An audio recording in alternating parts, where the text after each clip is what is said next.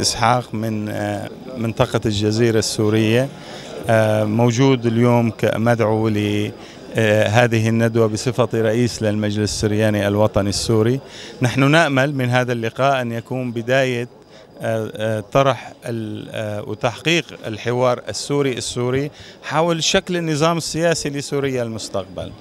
نريد طبعا في المجلس السرياني السوري أن ندعم مطالب الشعب في الحرية، في الكرامة، في وحدة الشعب السوري، ونريد أن نتباحث مع باقي السوريين حول الشكل السياسي الذي سيحقق هذه الطموحات.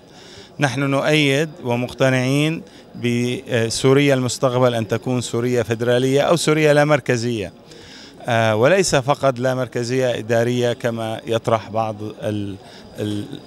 بعض الجهات في المعارضة، ولكننا نحن منفتحين على الحوار ونطالب بالحوار مع كافة القوى السياسية السورية، سواء تريد لا مركزية إدارية أو فيدرالية سياسية أو تريد حتى سوريا المدنية.